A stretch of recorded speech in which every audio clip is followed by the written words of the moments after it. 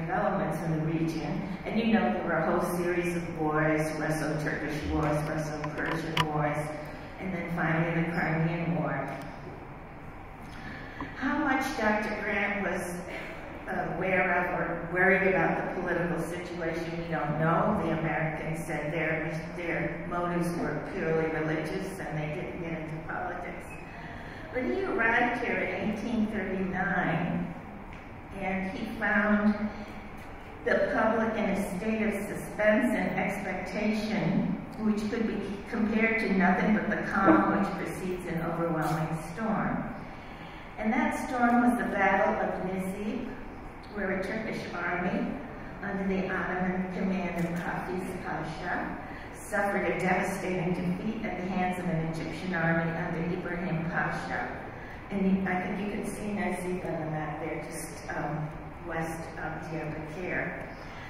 The results of that were total terror and chaos in Diyarbakir. Dr. Grant wrote, "The signal defeat and almost entire dispersion of the Turkish army were first publicly announced in that city by hundreds of soldiers fleeing from the battlefield who had been stripped of their apparel and all they had by the Kurds, and who had taken possession of the roads. From that time, the reign of violence and anarchy commenced, and robberies and murders were the order of the day. The defeat of the army having been ascribed by the masses to the people in European uniform and tactics, great opposition was raised as a result against all Europeans. Both of these armies had European officers. There were Prussians fighting on the Turkish side, and the French officers were helping the Egyptians. So as a result of that, there was a great outcry here against foreigners. Dr. Grant and his colleague managed to leave the town, and they went on to Mardin, where things initially seemed quiet, but then there was an insurrection of the Kurds there, which resulted in the assassination of the governor and several chief men of the city, and there again they were after the Europeans. Fortunately, Dr. Grant and his associate were away when the mob came to their home, and so they managed to escape violence there. But this is the kind of situation that the Americans came into. It was too much for Dr. Grant's colleague. He went back to Istanbul, but Dr. Grant was just energized by this. He was determined to continue his mission, and he went on to the mountainous area of Hakkari, which is quite a bit east here along the Iranian border, and where they did establish a mission there, where he worked for several years. But there were still years of hostility and bloodshed, culminating in a horrible massacre of the Nestorians in 1843 that left an estimated 10,000 to 15,000 people killed. It's interesting that the Americans sent a doctor, a medical doctor here, because actually they were religious people. They were trying to spread the Bible. But it was based on the assumption that doctors could reach people that other people couldn't reach. And this proved to be the case, as Grant found himself very popular. People came to him with all of their various illnesses. And of course, medicine was in a very primitive stage in those days, but still, apparently he could help people. And in certain areas, he was very effective. For example, people who had cataracts of the eyes came to him, and they would be treated and find relief. He reached a huge number of patients, an estimated 10,000 people in his first year alone.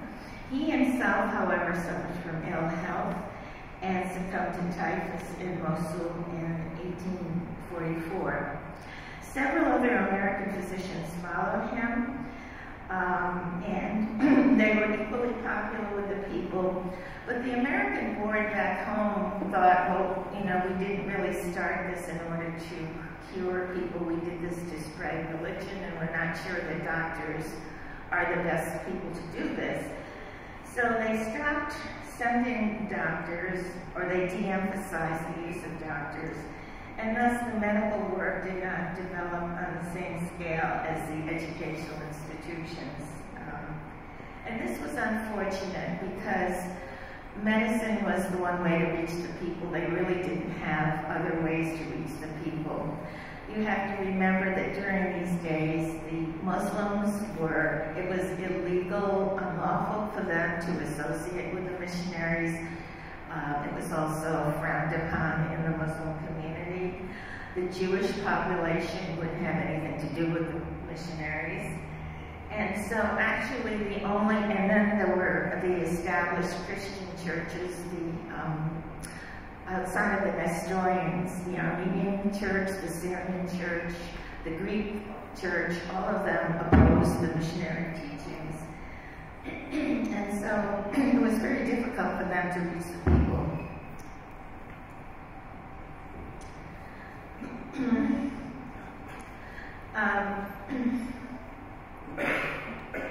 After the death of Dr. Grant and the massacre of the Nestorians, not so much work was done in the mountains, but the Americans who were then in areas like Orfa and Aintab wandered into Diyarbakir. They were fascinated by the city. They were fascinated by the mix of the population. They were impressed by they thought it was a beautiful city. And they, of course, give very interesting descriptions of the city, particularly the orchards, the wonderful fruit, the wonderful melons. And so we have a lot of material in the sources about that. As to the population, missionary Snyder, visiting in 1850, estimated the entire population of the city at about 50,000, of whom the majority were Muslim. And the Christians were broken down, as you can see, into 10,000 Armenians, 2,000 Syrian Christians, 1,000 Chaldean Syrians, and 250 Greeks, and 250 Armenian Catholic. He doesn't tell us where he got those figures. There are probably people here who know more about the population than I do and can tell the accuracy of that. Now, it's not surprising that the Americans were very critical of the government here as being ineffective, inefficient, and corrupt. A particular thorn in their side was the governor here in the early 1850s, whose name has come down to us only as Aghjayan. The Americans were subject to such indignities as stoning in the streets, and their relative wealth was a magnet for all the thieves and outlaws in the area. But they rarely received any satisfaction from the governor when they complained to him. And I'm there 5 minutes, I'm going to have to jump. And so they would frequently appeal to the Pasha regarding the unjust treatment of the members of the local population. This is what really bothered him. The Protestants were very much discriminated against in many ways, even though the Turkish government had in 1847 granted them a charter. In 1850 that was affirmed by the Sultan, and then of course there was the great reform of the 1850s. But the local governor totally ignored all of this. The missionaries would appeal to him to please, this is the law, you have to follow the law, and they would just ignore him. And having no recourse, the missionaries, the only thing they could think of to do was to apply to foreign governments. Now, the American government was relatively powerless in those days, couldn't do much, but they did appeal to the British government, which was very powerful. They were in touch with the ambassador in Istanbul, and also there was a consul in Mosul. They were probably responsible for the fact that in 1854, a British consul was appointed to Mosul, and they thought at least they had someone here who would listen to them. Now, I'm going to have to jump ahead here. There's quite a bit in the sources about life in Diyarbakir. And I just thought I'd show you, this is a sketch of Diyarbakir and surroundings that was drawn by a missionary called Nutting in 1855. I don't know if you can read the writing there, but they, in fact, I just arrived here yesterday and I really want to go out and see how accurate this sketch is or how things have changed. But it shows the irrigated gardens. It shows they had what they call kiosks where they would go in the summer on the outskirts where they felt it was healthier to live. It was very hot here in the summer and there was a great deal of disease. It shows the Armenian burying ground, the Syrian and Muslim, and there's a Muslim burying ground and a Turkish burying ground, and I'm not sure of the difference. And then of course the various roads. So this is the kind of thing that you can find in the sources.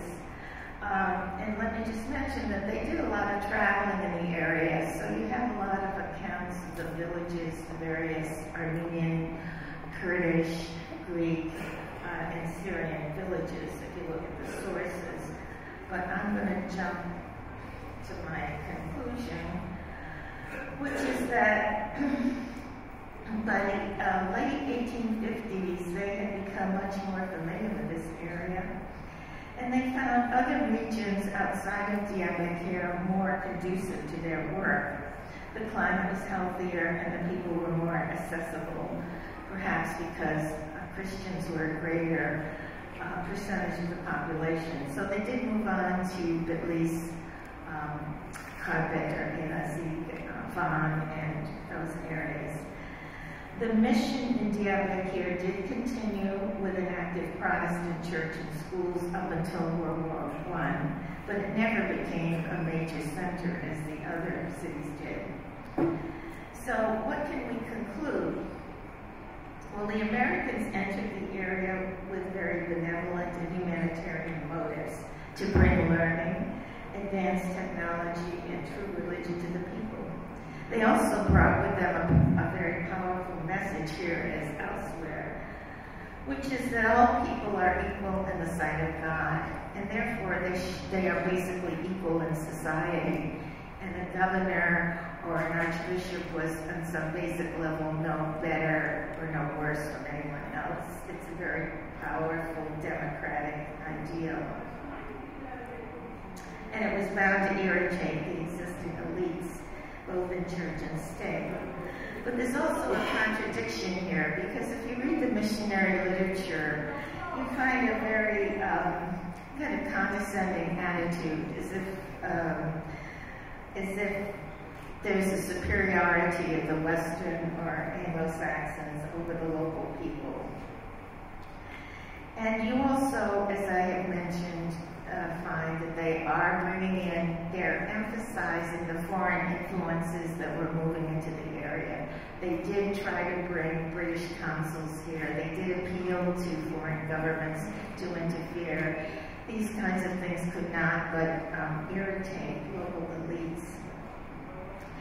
So if we try to sort of assess the American missionaries, and I'm really generalizing here, we have to recognize the good that they achieved, the schools they established, the people they taught to read, and also the languages they developed. They were the first to print in modern Syriac. They developed the vernacular Armenian.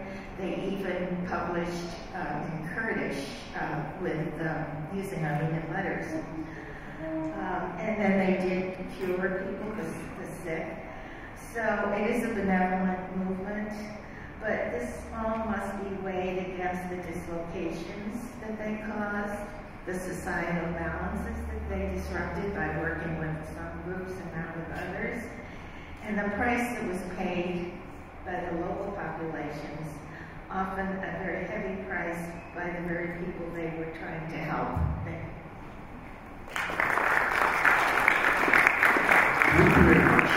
Thank you very much. Çok teşekkürler Merguerian for this very interesting talk. Bu ilginç konuşma için çok teşekkür ediyoruz. Şimdi Sayın Kerem Soylu'ya sözü veriyorum. Kendisi Diyarbakır arşivlerinden hareketle 19.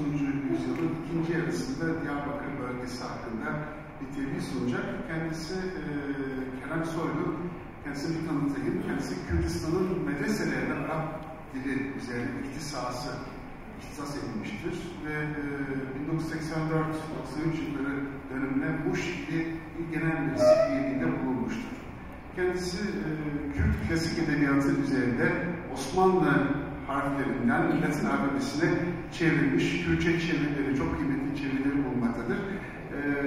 Sayın Soylu'nun şimdi tebliği Kürtçe olacaktır. Kürtçe olacağı için muhakkak kulaklıklarınızı takmanızı rica ederim. Buyurunuz. Tamamı beşler ara sıra vazifeye peşkeştir. Çağlı tezani Bajarı Diyarbekir kadime zamanda Var-ı Şaristani Bavaki o gelek netevi cur ve cur tederciyan kırme. Tamamı netevi bu Diyarbekir tederciyan kırme gelek bir şeye bu tüm levhati bune ve hevra Danistan'dan kırne Revşavanşi gelek baş diye le dema bu desthelaptar deser Bajarı Diyarbekir u havurdore ve hakimiyet kırne jiboy berjevandiye ve ev gelu netevi دوی هرمی دا تماما به هر دانه لیدان نو براوان دانه خراب کرنی چاو کتے زادن ام دبین 300 سال اول دا روشا آورده هینج دما عثمانلی دا دوی هرمی دا دسته کریه هر چقدر روشا آورده دما عثمانلی و یا کومه برده جهردو جدا بونشی لی به همان مقصدی به همان گرنان لسر بی گلی آمده و آوردور آمده باغوره و دانه دوم کرنی جبر ویجی روشا باجار دیاربکری هیجی دبن روشا آورتدانه هیچ راست نبیه هیچ در نکتیه نهوله و جبر ویجی آبوریاوی تماما خراب بیه تمامی چاندو و ویجه باجر را تماما خاطنه تارم کرنه آبوریجی حاطه تارم کرنه تو روشکی باش دواری آبوری دا شیعه Diyarbakır da neydi? Ancak dedi davri da gel işaretleri fahimcilerine Revşa Bajarti de Diyarbakır'da geldi baş kuyanlıkta o işletecek. Demek ki hem çabalaşı diroka Diyarbakır'ı ve diroka hicri sesul hafte çarada lefakine hükümdarı kurda çevirdi. Ve peygara sesul haştem dünyada le Diyarbakır hime hükümdarıya kurd Merwani te abakır. Hatta ni sala 408 dünya hükümdarıya Merwani'ye kurd Merwani devam ediyor. Yani خارجون سر چند سال به پیورا پشتی شرع چال دیرانی به پیشنیاریا سلطان سلیم میلتی کردان هدیتن تسویه کرنه او گلکی کرد ناوا اردیه دا جیرد جبلوی به حزار و حیثوتی اکتری حزار حیثوتی دا میلتی کرده هدي عروض بونه ضعيف بونه دولة عثمانlı بهناك ميثودا هناك إجراءات هناك زاغون دنا جالي كردا دانا مشاملين لدفردا من جالي كردور دفردا تمامي نتويدن هبونه تمام جيان کرنه تمامی نتوال هفهاتی بونه ancak teherimi da Osmanlı jiboy berjaniliği ve henek serok aşile kurda henek dev ağa nisbi hakimiyete dane deswan jiboy koy terafa leşker bicivine jiboy koy terafa baş bicivine evya belge Osmanlı'da şer Osmanlı Kurdan o Hedima Kurdistan'ı tefriyan le digelek raperina digelek serhildana o merif sedisler tahmin dike o gele Hedimi bir Kurdara bunayuşi mesela Cezire'de, Merguerian'da, Diyarbakır Diyarbakır'da evan neteme başta evcil bir Kurdara bunay. Le Osmanlı na evan neteme başta na inerjman. Merhaba dena halde Diyarbakır'da, Duve Demir'da yani 7 sala sene 7 saleda mutlaka der doğru 14-15 değil hene mizgeftene, mescid hene mekteben Hristiyan hene her vaha Merguerian disajı baveri gele ki evun değil hene gel baveri parvederin meşinene Jüber politika var, devlet Osmanlı karşı var ve ancak muhatebe var duyu demeyla geri kurdu. Duyu demeyla demeşeri dınavbera Bedirhan o Osmanlı'da valiye musulü dıkhazer bu Cezire bileser evlilikler musulü.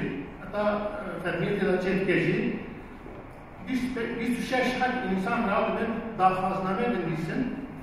Ne saltanet edilir bir tişti na beşinin Cezire nalıslar musulü gerek Cezire'ler Diyarbekir'de. Dinler var bir tüşeş menfada moreman jihene insan gelin Müslüman şey dedi.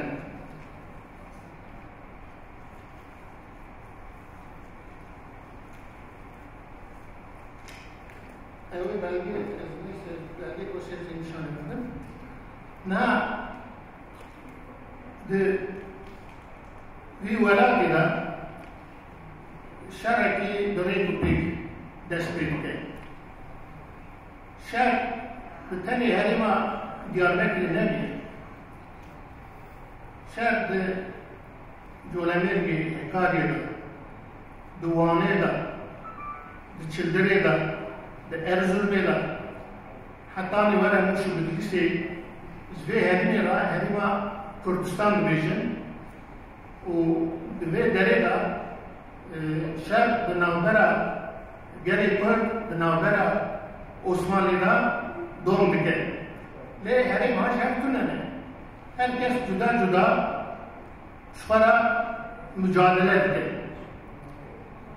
Divar mücadele yanında taktiku prensibi devlet Osmanlı berastı gele redar. Na duy demida demek bu tengasi لوان شد به ساحة والي هرمي والي أرزرمي Diyarbakır'ı Müslü لهذا الجبل جسالتنا را داخلنامه کشی داخلنامه خدا دبیجن بود اون جبه اسکر بیرون وارد کسر کرمانج دید ناچن لبری جمرا پر پربشینن جمرا خلاقه بشینن نوکو مقامه بدن insana o yekçi wana bidî mixabîn. Eger ku evî tiştî em bidin kirinê em li purdera çareserî dikarin çêbikin em dikarin wana têk biherin. Lê eger ku ev plana neyê pêkanînê bi temamîle em bi wan re nikarin têk wişînê bikin. Seltenet di hema demira dersiba ve erenide de o tamamı imkana devam o herkes dev safhada tek başındaki mücadele ediyor divari. Libera vali Diyarbakır Mehmet Emin Paşa heye, ev pırde, o geleki fandiye, mensubi tariqa Nakşibendiye, mektubeki Arabi dişine Şeyh Herima Cizirera, o ye dolameyra tamamı aile ve nüfuzra, cmelara, caalimara, Sinebül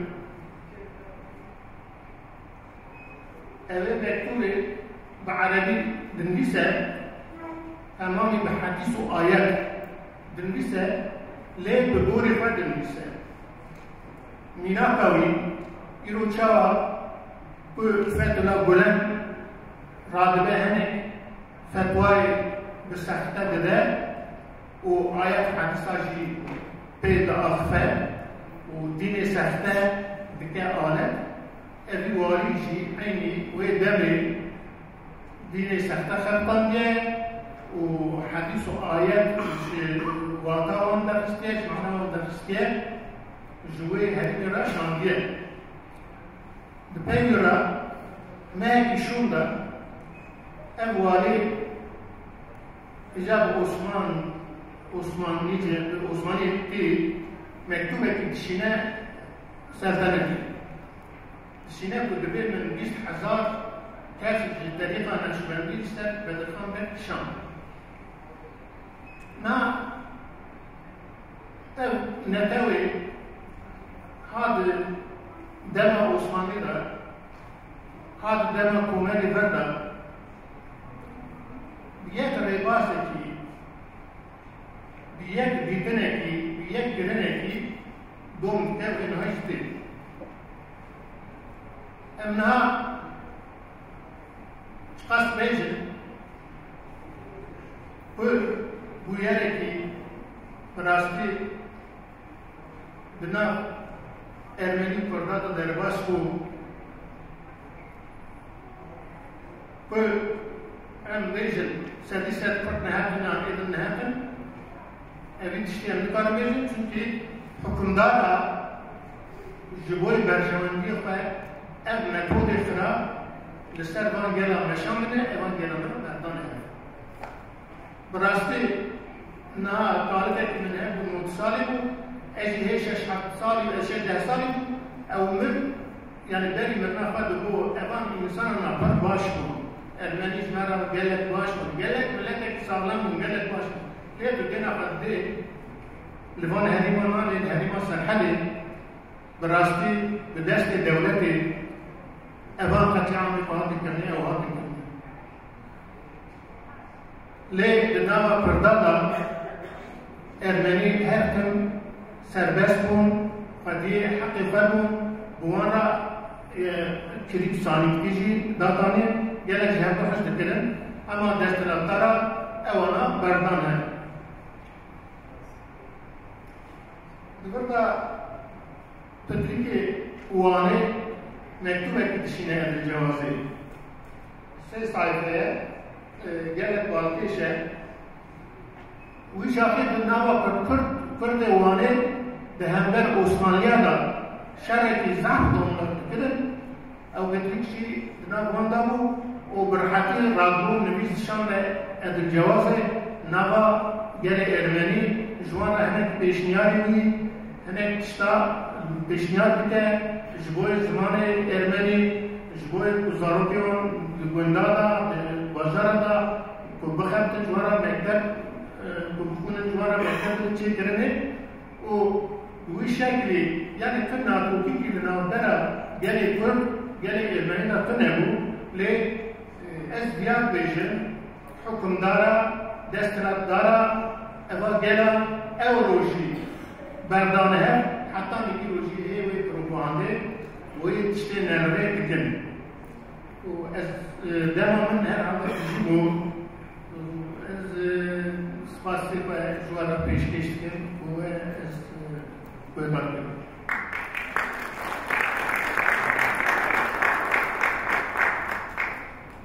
Sayın Kerem Soylu'ya bu çok ilginç ve aydınlatıcı teklif için çok teşekkür ediyoruz. Üçüncü konuşmacımız Raymond Kévorkian. Raymond Kévorkian 1953 Fransa'da doğdu. Paris 8 Sen Dönü'ye bağlı olan Fransız Jeografik Enstitüsü'nde eğitim görmüştür. Halen Paris'te bulunan Nubar Kütüphanesi'nin yöneticisidir. Ayrıca Revue d'Histoire Arménienne Contemporaine, yani Çağdaş Ermeni Tarihi dergisinde editörüdür. Ermeni tarihinin için çok sayıda Fransızca eser bırakmıştır. Şimdi Raymond Kévorkian bize demografik meydan okuma veya bölgenin kontrolü, Osmanlı döneminde Diyarbakır vilâyeti başlıklı tebliğini bize sunacak. Peki.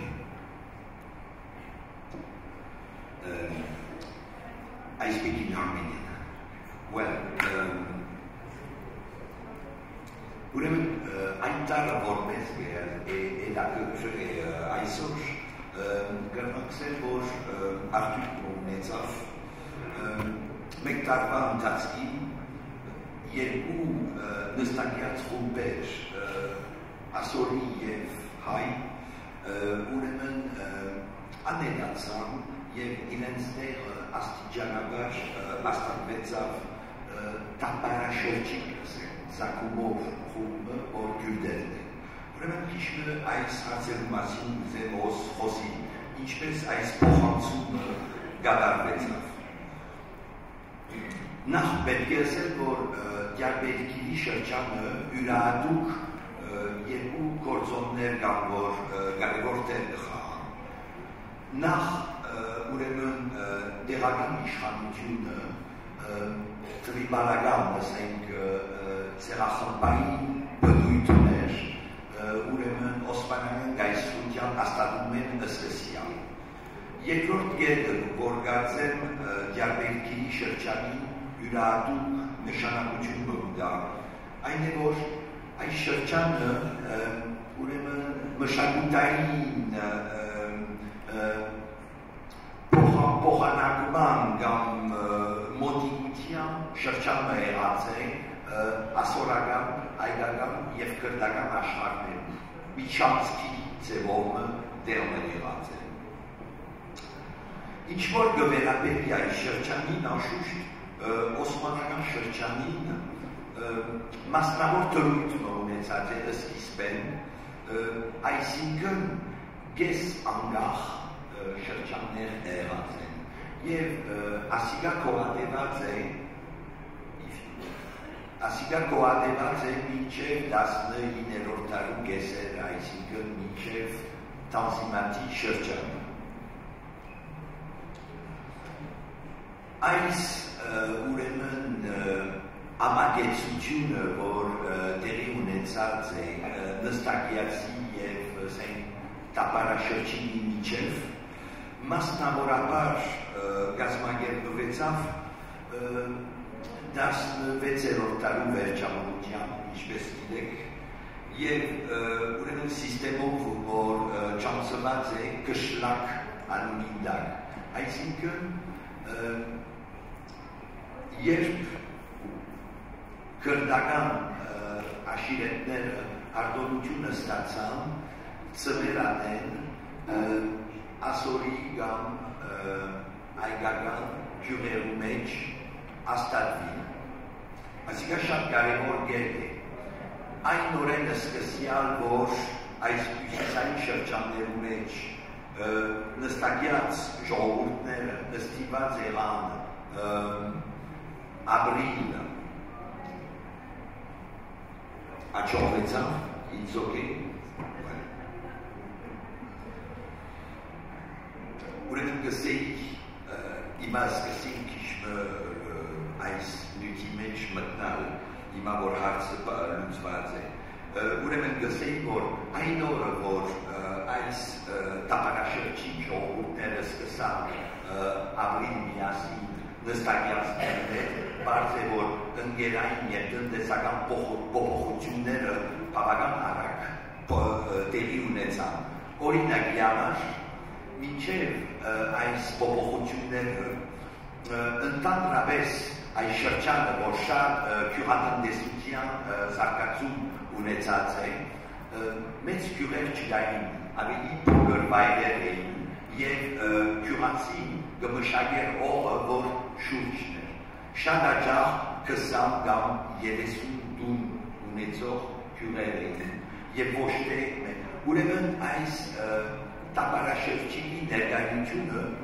գյուղացին բարդացվեց, որ ձևովը դեղ բացվի ոշխարներու համար կամ այսինքն և ասիկա ուրեմն աշխարհագրական փոփոխությունները ստեղծած են, ավելի մեծ գյուղերը ստեղծվեցան, ավելի խտացված ասենք գյուղեր և գյուղատնտեսության ընդհանուր մագարտակը և ընկերային տնտեսական մագարտակը աստիճանաբար բավական իջավ։ Ամեն բառակային այս նոր գացությունը, որ նստակյացը գենիտարգեր տապարաշրջիկ կամ ասենք տրիբալական իշխանության, ասիկա որոշ գշիրը ստեղծվեցավ ասենք այս իման վրա։ Ինչպես գիտեք, Օսմանյան գայսրության մեջ աշխատանքի բաշխումը գոյություն ուներ, քաղաքական, զինվորական, իսլամ խումբերու և ոչ իսլամ խումբերու կմնար անշուշտ արդյունաբերությունը և փոխանցումը կամ արևմուտքը։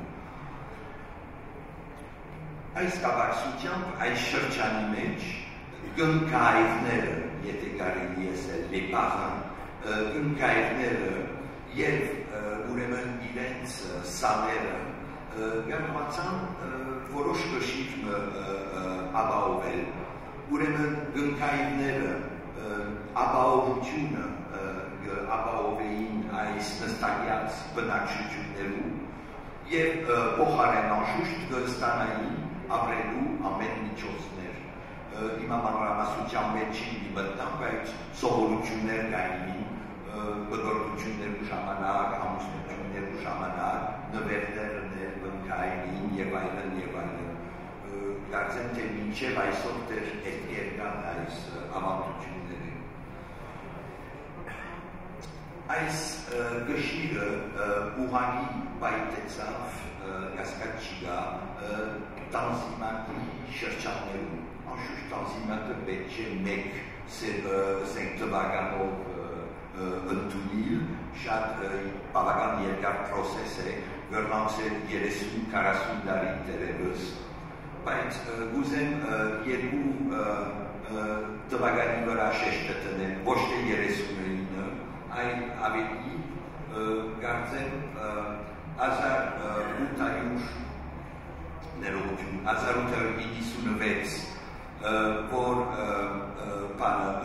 այդարարությունը գա ավասարության սկզբունք է անշուշտ այն ժամանակ, մասնավորաբար այս շրջաններում մեջ ուտեր ասենք գնչույական քաղաքականությունը կամ իշխանությունները դեր իշխեն եւ երկրորդը որ ըստիս ավելի կարևոր է 1898-ի ուրեմն ինչպես ասեմ propriété foncière ուրեմն բանը օրի դեր դառնալու իրավունքը որ գտնվի անհատներում ասիկա մեծ հեղափոխություն է եւ այսօր բնեը սկսյալ նկատի առած այս երկու գործոնները եւ նկատի առած եւս այն կարևոր կետը որ մենաշնորհները որ այս աշիլետներու բեդերը ունեին այս շրջաններում վրա իշխելու գործընթացին այս ընդհանուր գշիրը գոդրեց եւ մեր առջև ունեցանք նոր շրջան արդյոք ասորի կամ հայ գյուղացիները լուրջ արին ուրեմն հավասարության սկզբունքը եւ գյուղ առնելու իրավունքը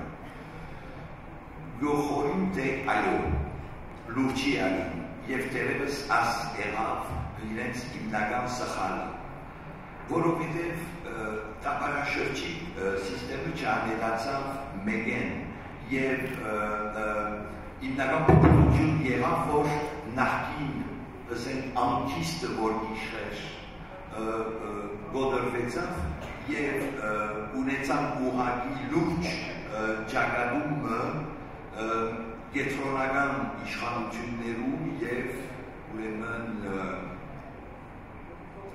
իշխանություններու եւ տեղական իշխանություններու միջեւ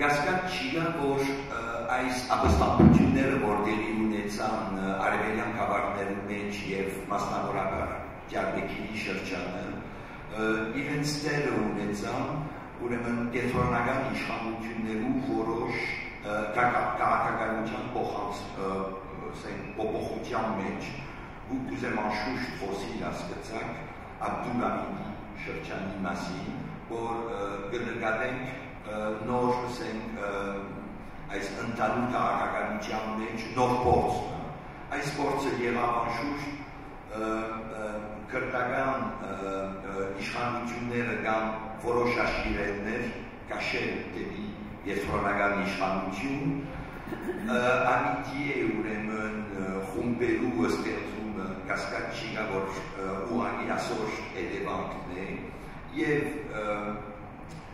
95-ի ճարտերը այս մասին անշուշտ չի խոսիմոս, բայց պիտի ավելի նկատի առնեն հետևանքները։ Այս ճարտերը բարձ է որ սիստեմատիկ բնույթ չունին։ Ավելի ծրագրված է դգարացնել ուրեմն այս նստակյաց ասորի եւ հայ ներկայություն այս շրջանները տնտեսական վիճակը դգարացնել եւ ըստիս ընդհանուր առմամբ կաչալերել որպեսի կախտեն ամեն բարակային ուրեմն 19-րդ դարու վերջին 20 տարվա ընթացքին եւ մասնավորաբար 10 տարվա ընթացքին վիճակագրական դեմոգրաֆիկ վիճակը բավական կատարյալ ձևով փոխվեցավ եւ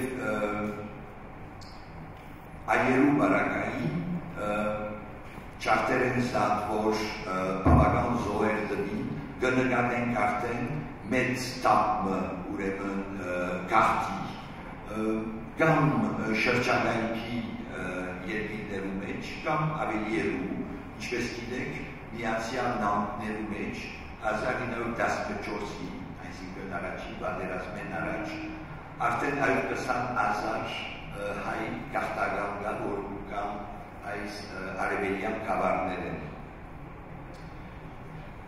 Ima jednu sen kişmi vicagakragan arzeru beraberian. Kinengor merparegan ayarın hiçbir hosi aysmasin mamramas. Բայց ուզեմ շեշտել դժվարությունը այս թիվերի վրա աշխատելու, ուր են դժվարությունները։ Վիլայետներու նույնիսկ մուտահասարիֆատներու ներքին սահմանները մշտապես փոխված են, գրեթե ամեն 4-5 տարի, եւ վիճակագրական տվյալները, որ ունենք, թե պաշտոնական կամ նույնիսկ այգական աղբյուրներով գրեթե անգարելի է պարտադելը, կամ շատ նուրբ աշխատանքը պետք է դարվի անելով որոշ շրջանը, որ անեդակցան, ավեցնելով ուրիշը, որպեսի կարողանանք որոշ պարտադություններու ասնի, առաջին կետ։ Երկրորդ կետ, ուրեմն ներկայությունս վերնակիրն է les enjeux démographiques։ Գասկան չկա, որ երբ քաղաքական բնույթը արավ արդեն այս այերու եւ ասորիներու ներկայությունը այս շրջանները վիճակագրական թիվերը նկատի առած մասնավորապես ուրեմն նորոգումներու ծրագիրը ռեֆորմ գասկան չկա, որ քաղաքական բնույթ արին վիճակագրական թիվերը եւ շատ ամփիստ գոշտ խոսելով գրնամսել, որ ընդանրապես գերձված են այս թիվերը։ Մասամբ գերձված են, մասամբ ներկայացնելու ձևը ճիշտը կասկածելի էր։ Օրինակի համար ամբողջ ոչ իսլամ խումբերը մանրամաս բաժանված ներկայացված են, ինչ որ ասկնալի էր։ Ասորիներու բարակային օրինակի համար 4-5 բանունիկ, դարբեր թիվեր, այերու բարակային արկվազն 3 նկատի առնելով ևս կաթոլիկ, բողոքական և այլն, և թիմացը ընդամրապես մեկ թիվ ունիք, անգարելի է օրինակի համար քյուրդեր առանցնացնել այն խումբեր, որ ընդամրապես նշված է իբրև իսլամ, ասել ընդամուր վերնակիրը, որ գդրվի։ Եվս քյուրդերու բարակային չեն գիտեր և նույնիսկ ավանական է, որ ոչ նստակյաց քյուրդ բնակչությունը նկատի առնված է կամ ոչ։ Վերջին գետը, որ կուզեմ շեշտել և իդի ավարտել։ Վերջի վերջո մինակ բրնի կամ ուժի առապետություններ չեն եղած նստակյացներու և ուրեմն քյուրդերու միջև։ Շատ ասիկա բավական նկատի չի առնվիր, բայց նստակյաց մնալու պրոսեսի մեջ գրդական բնակչության գասկան չկա, որ հայ և ասորի գյուղացիները շատ կարևոր տեղ խաղացած են։ Որոշ գյուղերու մեջ խառն բնակչություն եղած է, երբ օրինակի համար հայկական բնակչությունը սկսած է կարդել, շատ բնական ձևով քրդական բնակչություն հաստատված է տեղը և այսպեսով գյուղատնտեսության ավանդությունները փոխանցված են և ամոզված են, որ այսօրվա օրինակի համար նստակյաց քյուրդ բնակչությունը ոս ձևով գշարունակե ուրեմն այգական և ասորական գյուղատնտեսական ավանդությունները։ Եվ այս տեսանկյունով գրնան գսել, որ քրդական այսօրվա բնակչությունը նախորդ հին խումբերու ժառանգություններն են։ Շնորհակալություն։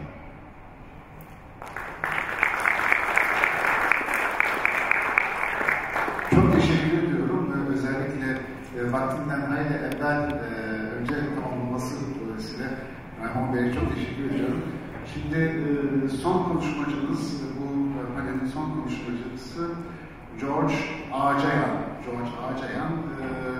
Kendisi Amerika'da Ermeni Ulusal Komitesi'nin Doğu Kıyıları Konseyi üyesidir. Bizi sunacağı tebliğin başlığı Diyarbekir vilayetinin Osmanlı kayıtlarına dayanarak yazılmış demografik bir öyküsü. Buyurun, please.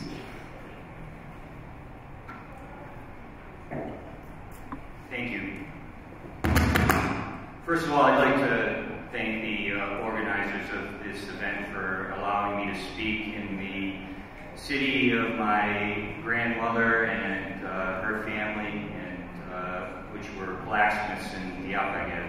So I'm very pleased to be here and be able to speak in this city of my grandmother. As I said, I'm here to I'm here to speak about the demographics and some of the sources that are used for that, the two primary sources. And Raymond did highlight some of the issues which I'll also talk about, but the two primary sources are the Ottoman registration system and the Armenian patriarchate data. And you're going to see the end of the presentation before it begins. So the weaknesses in the available sources, these two, and I'm not going to talk at length on these, I'll go through these slides quickly, but the weaknesses in the available sources definitely require caution in their use, and definitely any conclusions that are drawn from them.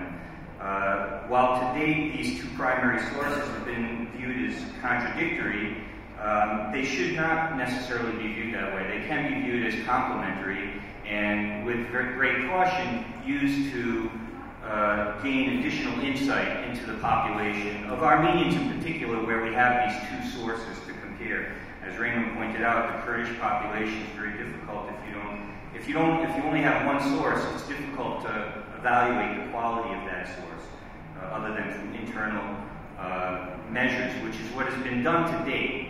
Most people have used either one source or the other, either speaking of the great virtues in the quality of the information taken, how everybody needed to be registered and great care was taken, and all the penalties that were initiated if people were not enumerated. And then at the same time, at the end of the day, these same numbers are adjusted by 50% or more.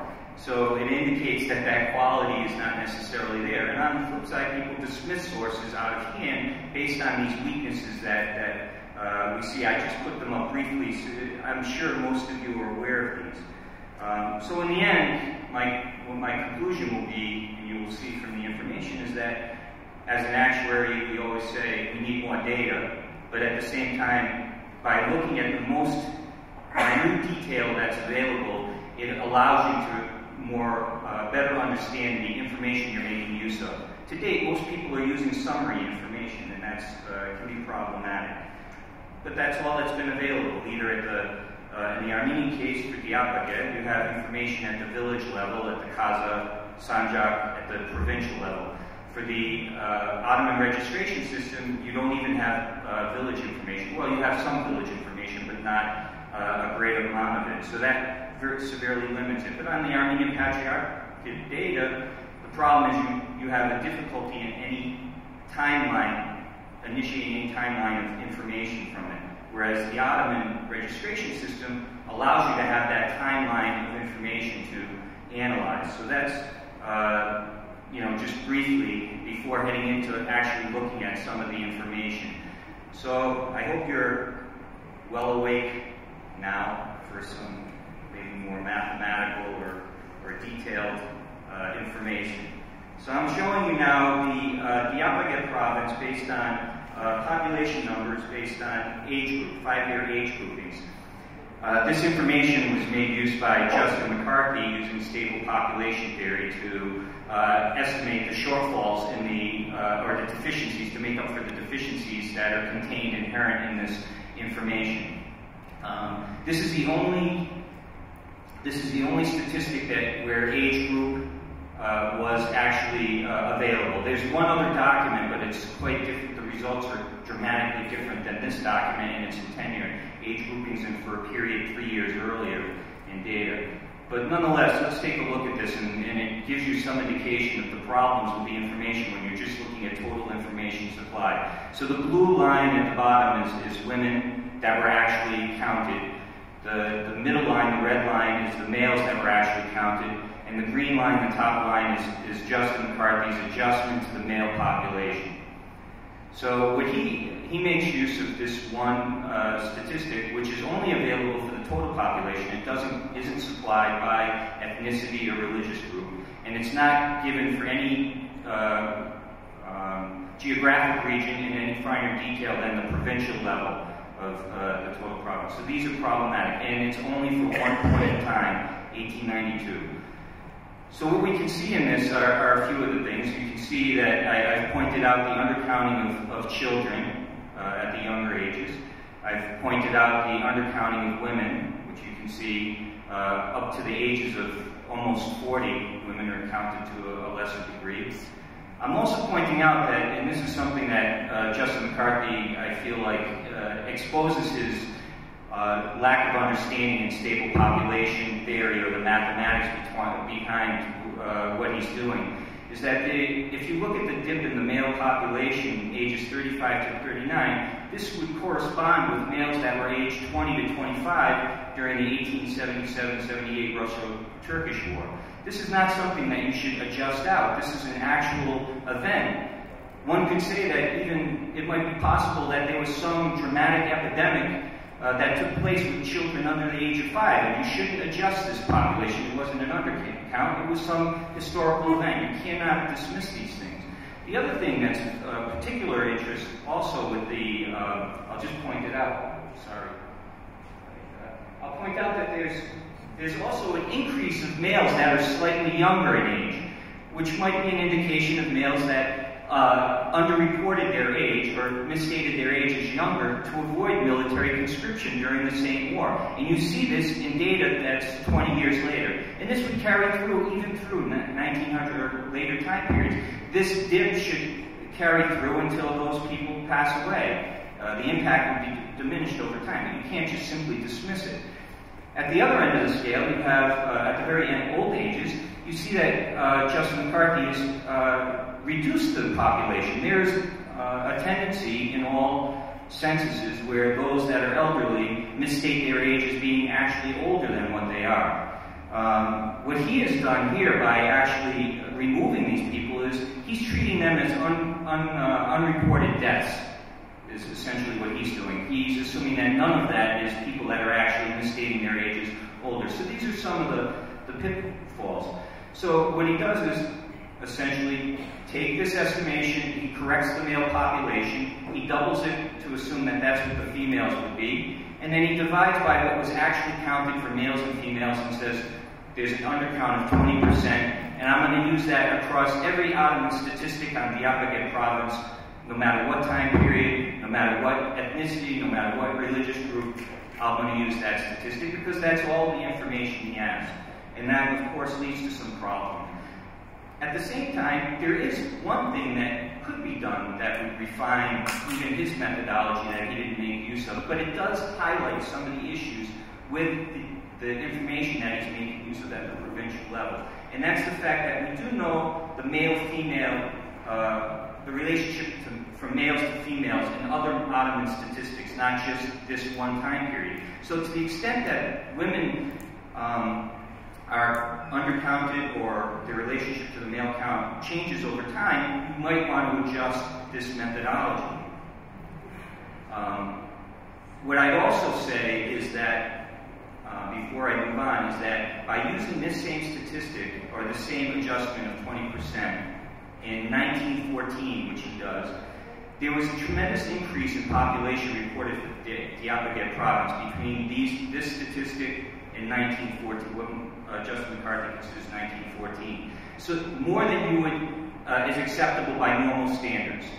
So his assumption is that this is based on better counting of the population. The government is better able to count the population. But by using the same 20%, he assumes that improvement in counting is across the entire spectrum of age groups.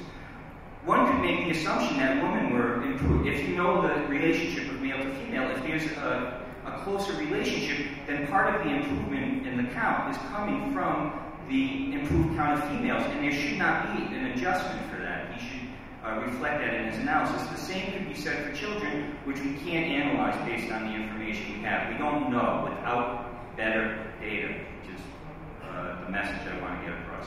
So let's look at this a little closer. The male to female ratio for the entire province over the 5 statistics that are available from 1890 to 1905, 1906 population. What I want to point out here is, and I show it for the total population, Armenians and Muslims separately. What you'll see is that the Armenian proportion of males to females stays at a fairly level area between 105% to 109%. Whereas the Muslims, you can see that the women were undercounted to a much larger degree. This should be reflected in the analysis that's taking place. Why is that? We need to understand what's going on. Is it the fact that the women were undercounted to a greater degree? Or were males undercounted to a greater extent for Armenians across the board? You don't know. What we do know is that that relationship changes dramatically in the most recent information published on recent statistic. You'll see that the proportion of males to females for Armenians jumps to 116% for the entire province. And this is an exact time where the opposite would be expected. As Raymond pointed out, there was a tremendous 1894 to 96 Midian massacres largely targeted males. It was not. You can hear any account after that where they talk about streets devoid of males but widows and children. It was largely an attack on Armenian men. So you would expect that the proportion would get closer. In addition, as Raymond pointed out as well, large-scale immigration of Armenians, to the extent that it took place, was largely Armenian men that emigrated for work and for other reasons. It wasn't entire families, and it wasn't Armenian women emigrating on their own. So both of those would lead to a tighter proportion, males to females. On the flip side, we see that for Muslims, it goes in the opposite direction. Now you see a very tight relationship between males and females, going to 104%. This is significant. It could be partially explained by conversion of Armenian women from after the Midian massacres, the widows converting to Islam, either forced or otherwise. It's partially explained by that, but not fully. You cannot fully explain this away. So these are the problems that Raymond's talking about and others talk about when using the information. Now you have to drill down even deeper to look at exactly what's going on when you start talking about, I'm going to go to the Sanjak level. So let's look at the Diyarbakır Sanjak. And I'm throwing in and including in here also statistics on the annualized growth rate of the population, because sometimes you can see if there's an extraordinary growth and it's related to the shifting of male and female proportions, maybe that's explaining for that. For the Diyarbakır Sanjak, it's interesting that you can see, particularly in the Muslim case, where it starts off at 105, then there are 2 statistics where the women were greatly undercounted. So maybe the improvement in the growth in the population would be explained by better counting of Muslim men. So again, these things have to be understood when you're doing this analysis. In the case of the Armenians, you can see again it was pretty much mirrors what we saw in the total province. So let's move on to Mardin. In Mardin, it's very interesting. The earliest statistics, there was a dramatic difference between Ottoman reported population of Armenians and the Armenian Patriarchate information and all accounts of the city of Mardin. But this was corrected in the second census, what we call the second census, I'll call it, which is in the early 1890s. It was actually reported in 1905-6, or 1906, say, but it's for a period that was much earlier, which again points out another issue with using this information. Even though there's a reported date, when is it actually reflective of, you can see that there was a huge increase in the Armenian population reported in Ottoman records by 17%. But this only moved it in line with what we know from other sources. So I think that that was a large correction and a better count of Armenians in Mardin. Now let's look for a very significant, where Armenians had a significant presence, which is the Sanjak of Ergani Madem. And you can see here a dramatic difference where there's a tremendous drop in population of reported Armenians. And at the same time, a tremendous increase in the proportion of males to females. very conflicting information, especially following what we know were tremendous impact on Armenian males in this district. So we have to appreciate that. I don't know time, but I do want to get to some additional information. So these are just some things to think about when you're looking at the information. This table, and I hope, I'm not sure you can see it, but it's actually a fairly important piece of analysis to look at, because what I can show here is the timeline of the recorded Armenian population according to Ottoman censuses, and then as well the Armenian patriarchic information for the most recent time period, which would have been just prior to the genocide. So what I'm showing here is the males and females, the proportion to Muslims, and also the discrepancy between the two sources. And you can see that while at the total provincial level, Armenians were undercounted by about 50% relative to the Armenian statistics. This is quite different based on the regions you look at. If you look at Ergani Magdan plus the Sevrik Kaza, which is areas very adjacent to each other, the difference is much more dramatic. The population recorded by the Ottomans was half of what we would expect from those regions. Whereas for all the other regions of the province, it's very close.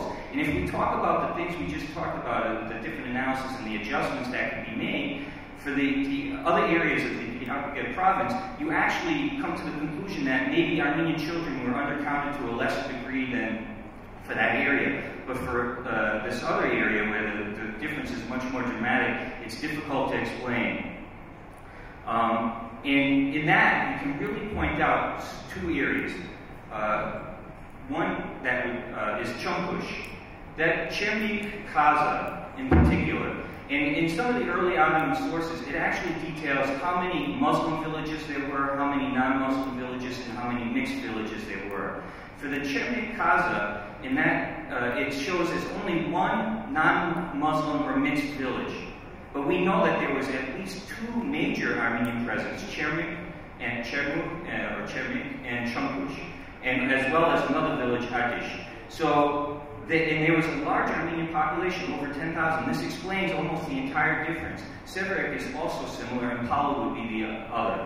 If we look at Palu, just as an instance of examples, another pitfall, you can see that what I want to highlight just here quickly is the proportion of total males.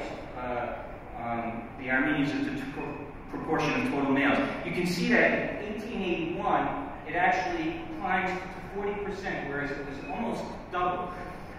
For that 1 year, that statistic actually comes while Palu was attached to the Memeret El-Aziz province, not the Diyarbakir province. So all the other statistics in this report come while it was under the Diyarbakir control, administrative control. That one, so you have just simply the change in provincial administration changed the statistics reported, even though at the Kaza level it would be the same responsible.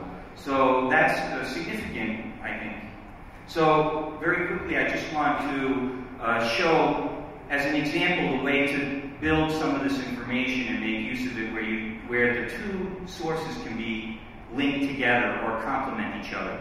What I show is just three different scenarios or assumptions that can be made to get from the Armenian Patriarchic Census to what was recorded by the Ottoman statistics.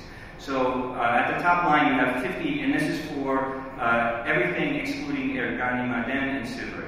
So the Armenian Patriarchic Census shows about 57,000 Armenians. If we remove a certain amount for excess Armenians of females over males, because of the higher immigration in this region and higher deaths due to the massacres of the 1890s. And then take that in half, you're left with around 27 to 28,000 Armenian males.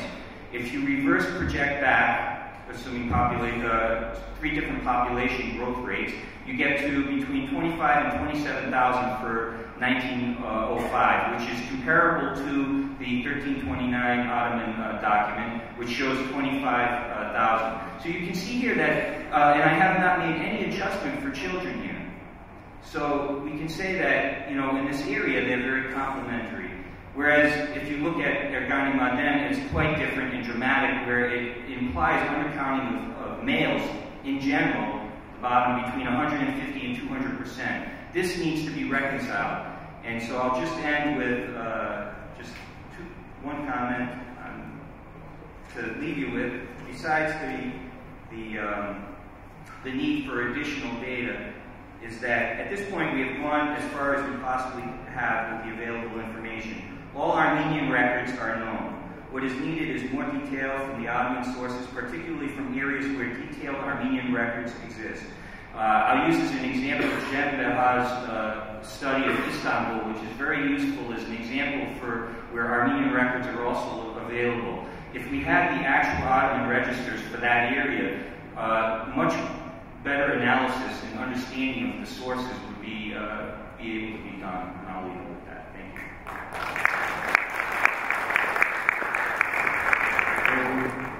George Aghjayan'a çok teşekkür ediyorum. Şimdi bu birinci panelin sunumları bitmiştir. Soru ve cevap kısmına geliyoruz. Sorularınızı almaya başlayabiliriz. Yalnız burada bir seyyar mikrofon varsa eğer çok kolay olur. Evet. Buyurunuz. Sorularınız varsa biraz vaktimiz var. Ayşe. I have just one quick question for Barbara Merguerian. Since you suggested that, you said that you have studied many other missionaries other than Dr. Grant, that you have described actually very nicely. Have you ever encountered cases, when these missionaries, in fact, changed their minds about their religion, since they interact with the population, that they also converted? Were there cases like that? Wonderful question. And I did have a section about this. Unfortunately, the Americans were so sure that they had the true religion, and they really did study the Bible very carefully. And I cannot think of any area in which they changed their mind. They thought that they were so much in advance of the other people. And this is one criticism I have of them, that they didn't really get into studying the other religions. They just assumed that they were right and they were perfect. And they always found reasons why other people had different beliefs. It was always because of superstition or ignorance. Unfortunately, they were not humble in that way. They just assumed that, as they say, they were correct. And that was it, unfortunately. Baskın.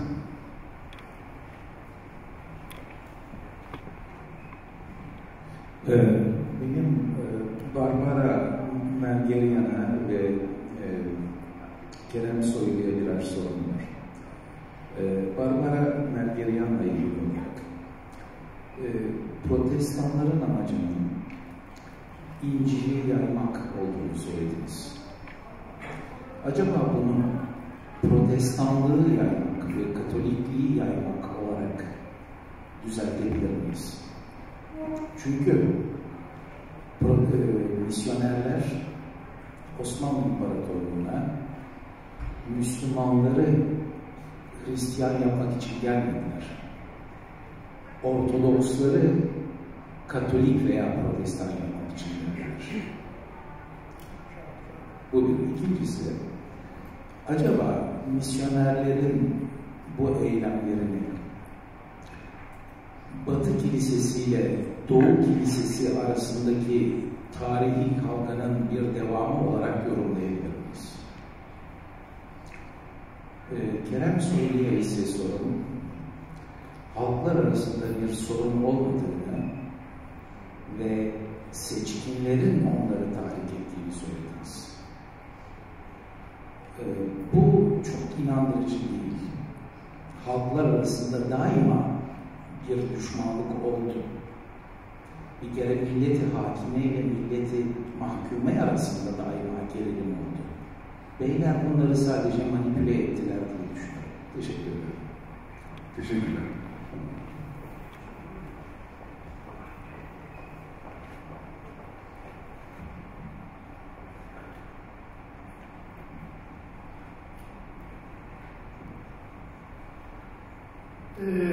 برای باسکن اوران و سپاسی خواه پیشکش دکم. بگم لیکومین آمن سال 10 سال از لیکومین دکم.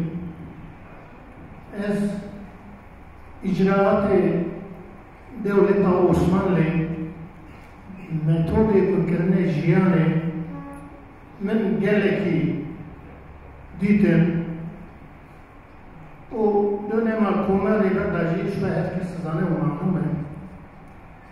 Bugün böyle ez zanen devlet Osmanlı de sersala nozdan şunda hatta sersala bista veya nezi bista tek ditine kivan o tarikwan hebo evji meznaya devlet Osmanlı şerefet salida hatani nevi demir musabu meznaya devlet Osmanlı burada nebev şöyle ne dani müjana o nebu le jibor برجوانبی خواهد جبور کور زف لشکر بچینن جبور کور زف باج بچینن اجراات خواهد جبور هم تام نشاندنی نپر جو بگویاد دا هم فکر بود کور لشکر نبود دولت عثمانی بسالا لشکر بقول إن كدهاتن كشتني بيجي بتحصالا الأشكالية ما أبغى سر جل قامورة جلك جرامو باجي بشتي دما أو يورلك وجهلك كد بيجي بيورا تنظيمات عن هاتن وان حسب جراي زاغون العثماني جي بكيري جل بتباين هاتن yani geri heribi ha Kürt, ha Müslüman, ha ne Müslüman tamam behevra fi valida ne razı bu. Dehember icraat devletinde. Le bandura devlete liser tamamı nete var liser tamamı gelen doğrudur. Ama bu demida bu godi koyat zanın bir gerçeği geri Kürt bu. Gelin Kürt, Dember Osmanlı'da herim mücadele edildi. Yani hem mücadele Kürt ve tebliğde baskır hatani muşu bıclisi dövüş ve herimera Kurdistan daha butuni ama jxeniya Jibay Kürt'ü, Erzincan'ı, Elazığ'ı, Dersim'i, Sevraz'ı, Maraş'ı حتى هذا كذا بحر سبيل حتى هم لا شر هبو شرك دوندار هبو دنابر كردو دنابر عثماني لا دنابر كردلا دنابر عشيرة عشيرة المسلمان هبو عشيرة علوي هبو ليه بمن ناكوكي مزن دنابر هم تنبو بتاني ناكوكي أو دولة ناكوكي تنامونا yani devlet benek reybaza beheneki tışta çamur davetine bana onun hep belki fikrini düşündüm. Dibe davet dazi ez geleki şehirde insanı me temel به عمل معرفة دريش درباس کرده بهری بدا اوانا یکی دیا کرد و ارمنیا تنبعث تكلم قطعيات لجهات جدار نبولي اما تشتكي قال لك جرين ديفيجن كل رايداري وده لما عثماني بو رادار عثماني تن وهرمي لبتليس تن مرة شيخي وها بروباغندا كان بين ام ولد امجي مسلمان هونجي مسلمان امجي سنينا هونجي سنينا ولد انبان ارمانياش فيه هرمي مصر حدي داخل امشوارا بتابعي دولتك شيء كان بتابعي بهبطي بدراتي لوي داري قال لك قلت لي فات ده بيجي كرمات حتى بقول رواياتها زاروا كي وين مالي هبي بازي بكي او ما او الرياضات نعمل كيفاش ما بنا نعم ساكنه فاسيليات جزار بكاي وجوي داري وقتها بتشا وعائله بتابع عائله ده بتوراها بروباغندا ولا تشوبين بدنا جمالي لا دو هيد وان دماغا دتشنا روسيا روسيا بيشن دبي عالي ممكن يعني بيشتي فوم كوشيا إرمانيا يتشي بيشن دبي عالي ممكن كل شريعات الدين وقتها الشريعات الدين ولا امشي زرار ديجا ماشي ديجا واجب روسيا بيشن لو ده ليجي روسيا هذا بيشبه بيقدر تكتب يعني بوليتيكا دولتي بوليتيكا وان ابي وسط زمن اما شنو كاتبه نوع جراجي او سلامي ويا شعبانيه ويا دولتين ودستان سباس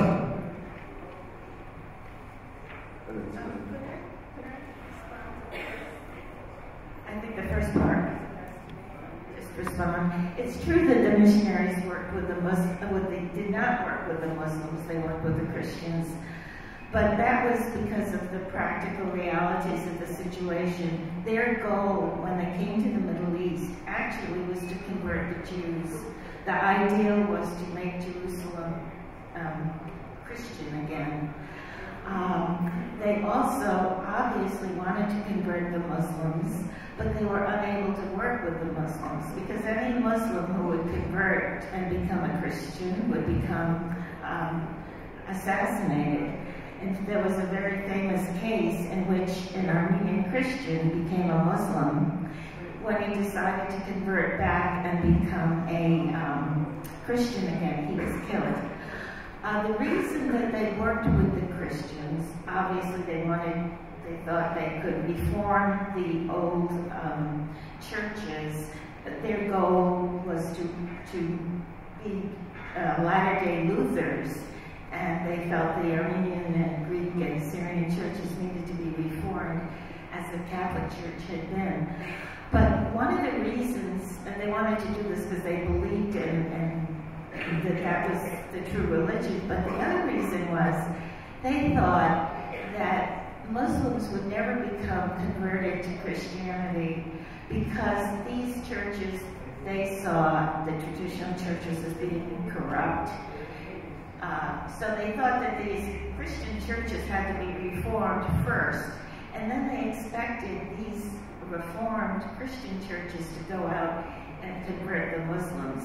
They realized that Americans, well, maybe there were 100, 150 missionaries here at the height of the movement. They weren't going to convert all those Muslims. The only way to really convert Muslims and make this a Christian nation would be to have the local Christians convert their fellow Muslims. I mean, it was very idealistic and you could say very unrealistic kind of thing, but that was the theory behind it all. The practice obviously was very different. Thank you. Osman?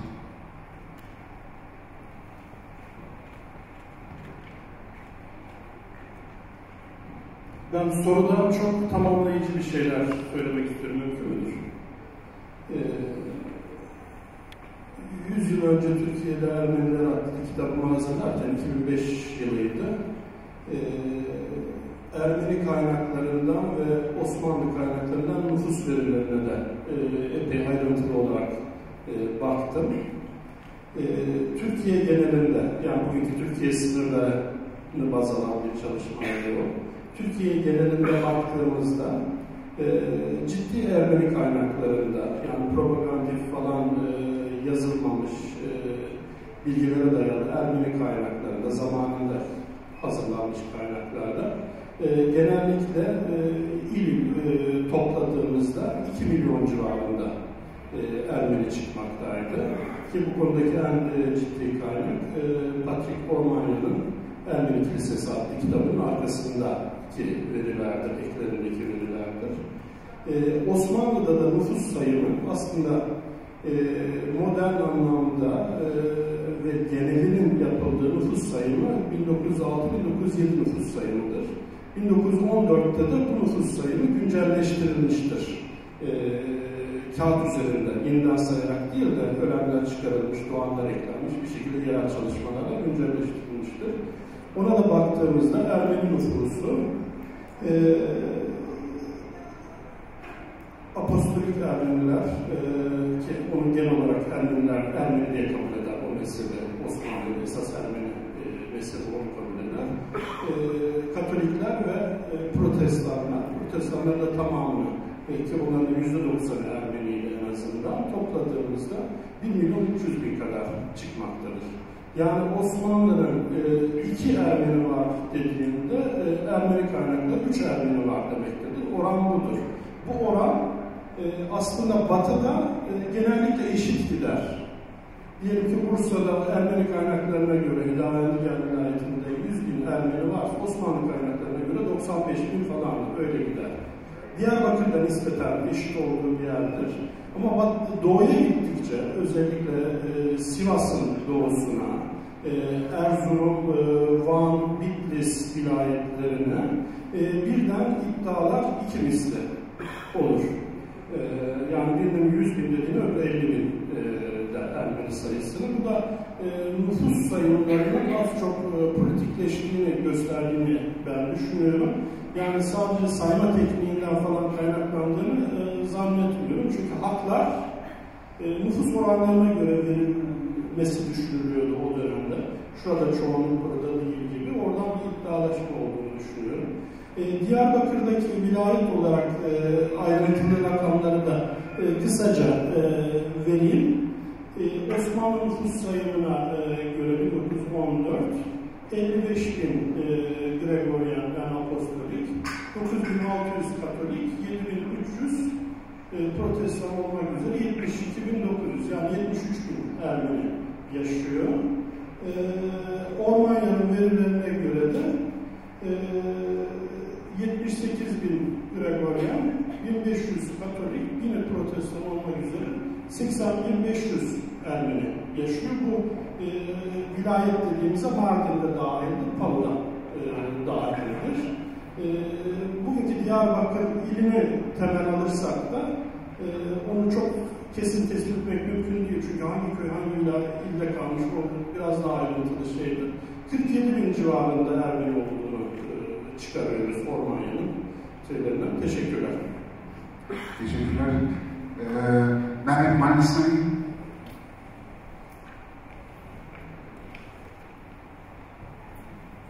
benim sorum Georgia. Ermeni nüfusunu genellikle Ermeni Kilisesi tespit ediyordu. Fakat bazı kaynaklarda Ermeni kaynaklarının Müslüman nüfusla ilgili verileri de var az da olsa. Ermeni Kilisesi'nin Ermeni nüfusunu, Ermeni cemaati dolayısıyla tespit etmesi anlaşılır bir şey. Fakat Müslüman nüfusa ilişkin verdiği sayılar nasıl tespit edilmiş, nasıl onlar tespit ediyor? Bu konuda bilgi var mı?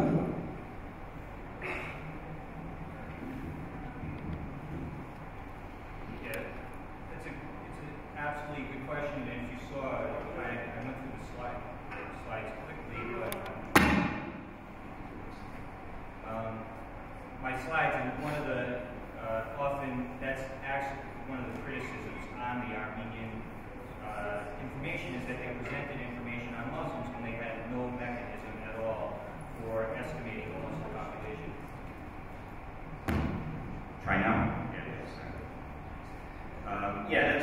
criticisms is that the Armenians had no mechanism for counting Muslims. All they could do is quote official statistics, or, yeah, I really don't know where, I agree, it's a bad statistic. It's a bad number that was presented as part of the Armenian statistics. You could say it's politicized. You could presume that maybe it's only accounts for areas where Armenians actually live. So you would only get Muslim populations for those places where there were mixed populations. So that might explain why there's such a shortfall in the Muslim population from what you would expect. There's absolutely no mechanism for the Armenian Church to count Muslims in any area where Armenians did live. And then even for those where Armenians live, it would only be quoting from the official statistics as they know. That's my understanding of where those would come from. I've tried to do a little bit to measure that. I made the assumption that it came from villages where only there was an Armenian presence, and that might explain it, but I haven't come to any final conclusion on that, but that would be the best I can offer.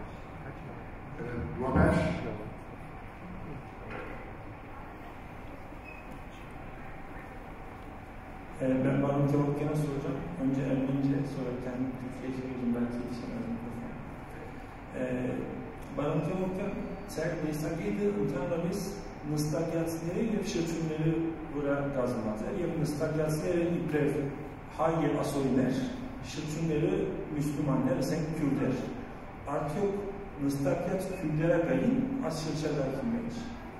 Yegete gayın, anım sarabeltün içer şirçünleri. Zaten aslında harcın gariban bir nağla mezik kınıtını gavur at harceli inç kınıtını ulayın harcın döndekserden evden sevayın evden dronanı. Şunu sordum, eğer çeviri yetiştiğini bilmiyorum. Gezgin Kürtler ve yerleşik Ermeniler ve Süryaniler üzerinde kurulu bir analizde bulundu Raymond Kévorkian. Acaba yerleşik Kürtlerde var mıydı bahsettiği konu dönem itibariyle?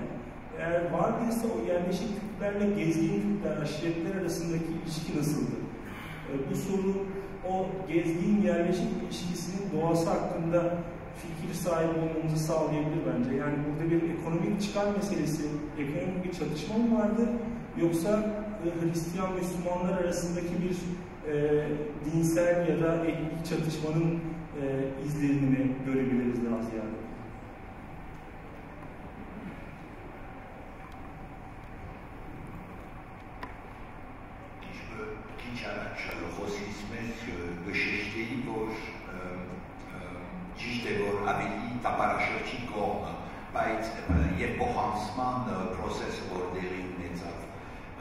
Գասկացիգավոր արդեն այն շրջանը, որ մեզ կհետաքրքրի քրդական բնակչության չեմ դժվար է ասել մեծամասնությունը այնքան դվյալ չունի, բայց մեծ քանակով նստակյաց է, այս մասին կասկած չունի։ Գերմանացի մասնակետի հետազոտություն կա երկու այսպես աստապորադոր անգլերենով, ուր Ցեղախումբերու պաշտոնը գնե աշխարհագրական ասոր իման վրա դերևս կարելի է որոշ չափով գոնե աշխարհագրական ճշտումները դնել։ Մեր բան ուզեմ շեշտել, նստակյաց քուրդ բնակչությունը ցեղով նույն վիճակի մեջ էր, կան նստակյաց ոչ իսլամ խումբերը եւ այս նույն տապարաշրջիկի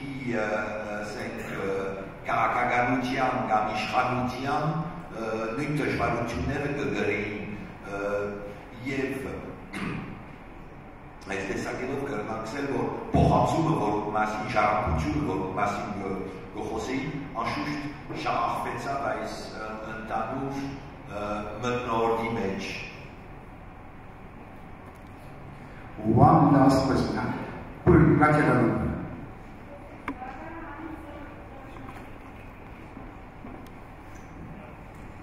Kim var bana? Türkiye'den misin? Konuşmasında dedi ki misyonerler Diyarbakır'ın o zamanki yöneticinin adını unuttum, söylediniz tabii ki. Paşa'nın içeriye hırsızları, katilleri gibi yani yolsuz olan insanlara içeri gelmesine izin veriyordu dedi. Ve misyonerler bu konuda uyardılar ki yani insanlar zarar görüyor. Bu insanlara siz hoşgörü kelimesi yakışır burada. Siz onay gösteriyorsunuz bu yolsuzluklara ama insanlar zarar görüyor ve İngiliz hükümetine İngiliz güvenliğine başvuruyorlar. Onun neticesinde ne oldu onu merak ediyorum. Biraz açıklama yapabilir miyim?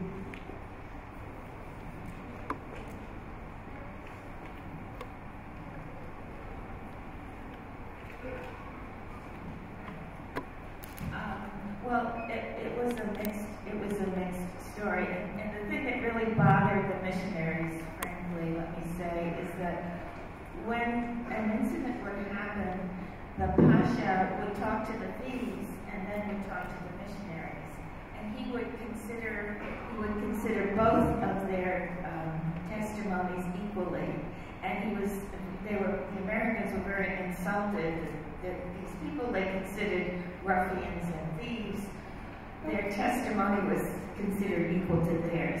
But okay, when they complained to the British authorities, it was a complicated process because there was nothing that the local British council could do. The Pasha did not listen carefully to the local American council. It would go to Istanbul, and the British ambassador in Istanbul, if it was a major issue, would complain to the port, to the Ottoman government. The Ottoman government would send messages back to Diyarbakir, and the Pasha of Diyarbakir, for the most part, did not pay any attention. In some cases, perhaps adjustments were made, but in this early period, I would say not very much was done even when they complained to the foreigners. Later in the century, it was different when perhaps we would say the foreign influence was stronger and the Ottomans had better control over the local government, I believe, then they did tend to listen to these complaints. But they mostly had to go, even though there was a council there, usually it went to Istanbul and then came back, and it was a very long process before any of these were settled. Now I am finishing this first panel. Değerli arkadaşlar, 20 dakikalık bir kahve molamız var. Tabii ki bir takım sorular da aklımıza gelir. Bunu belki kahve molası esnasında arkadaşlarınıza sorabilirsiniz. Thank you very much for all. Çok çok teşekkürler.